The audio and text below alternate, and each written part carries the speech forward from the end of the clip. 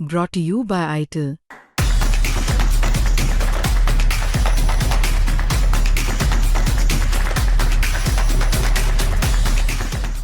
UAE पे जब मुसीबत आई तो सैकड़ों हजारों ऐसे लोग थे जो अपने घर तक नहीं पहुंच पाए थे और तब उनकी मदद के लिए यहाँ रहने वाले संपन्न भारतीयों ने अपने घरों के दरवाजे खोल दिए, रिलीफ कैंप बनाया और यहाँ जो रहने वाले लोग हैं वो मदद के लिए आ गए।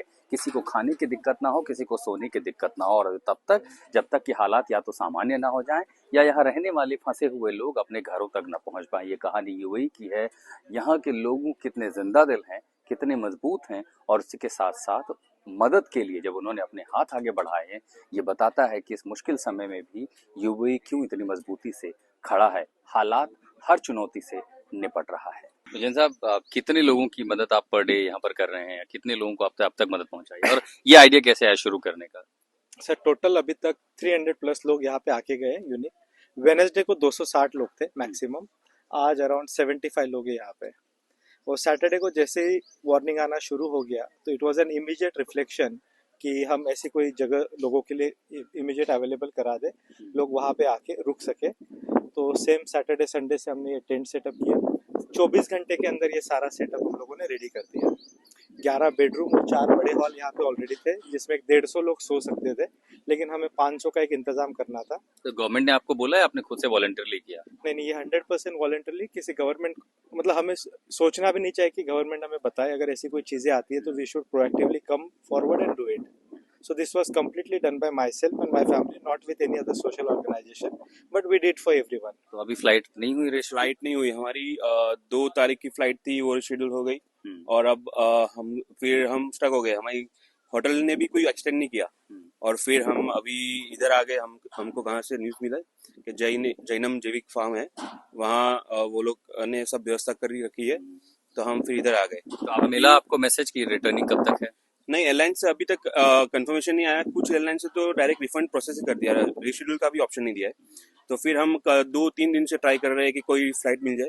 फिर आज में डर लगा इस हालात के बीच? कभी ऊपर से कोई दिखाई दी, आवाज सुनाई दी, कभी ऐसा? नहीं, दिखाई तो दिया है पर डर नहीं लगा, पता नहीं क्यों। काफी सेफ फील किया है।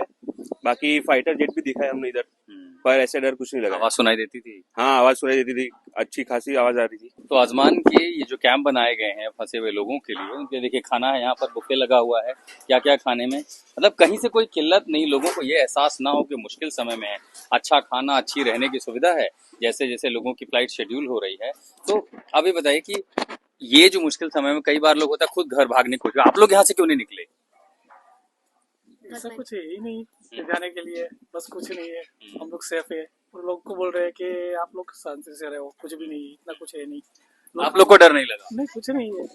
हम लोग तो जो लोग आए थे उनके मन में चिंता थी, वो फिक्रमंद थे? नहीं, वो लोग चिंता कर रहे थे, फिर हम लोग उसको मोटिवेशन करते थे लोग के वेट के कुछ भी नहीं है, आप आराम से रहो, एंजॉय करते हैं। लोग गेम्स खेलते थे, शाम को क्रिकेट को खेलते थे।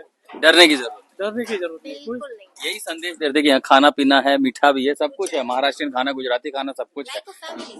Like a family. That's the word actually, like a family। लोग यहाँ रहे, फिर जिसका जैसे समय होता गया निकलने का वो प्रस्थान करते गए।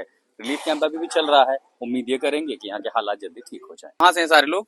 हम सूरत से। गुजराती भाई, आपकी फ्लाइट छूट गई? फ्लाइट छूट, कब जा रहे हैं फिर वापस? कल।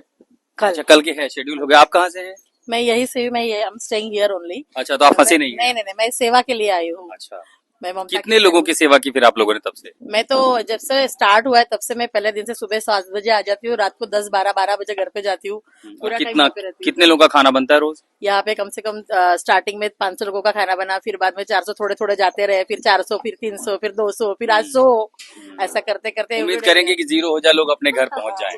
जब हम अरब यूएई में मुश्किलें देख रहे हैं तो कई जगहों पर जहाँ लोग संपन्न लोग हैं, मदद कर, आप देखिए यहाँ पर कम्युनिटी किचन कह लीजिए इसको, कि जो लोग फंसे हैं वो लोग, अभी कुछ लोग यहीं की मदद करने वाले हैं। ये वो लोग हैं गुजरात के जिनकी फ्लाइट छूट गई है, अब जब शेड्यूल होगी तो अपने घर पहुंचेंगे, तब तक ये लोग कोई किचन में रोटी बना दे रहा है, कोई सब्जी बना दे रहा है। कहते हैं ना, मानव सेवा सबसे बड़ी सेवा। और मुश्किल के समय में कहीं पर ये नहीं लगेगा कि यूएई हो या भारतीय हो जो यहाँ फंसे हुए हैं, हौसला और हिम्मत हारने की बात नहीं है, एकजुट है, एक साथ खड़े हैं। ये मुश्किल समय भी चला जाएगा, आज निकल घर भी पहुंच जाएंगे। ये यूएई की वो तस्वीर हैं जो पूरी दुनिया को देखनी चाहिए कि मुश्किल समय में आप जिंदगी कैसे नहीं रुकती है।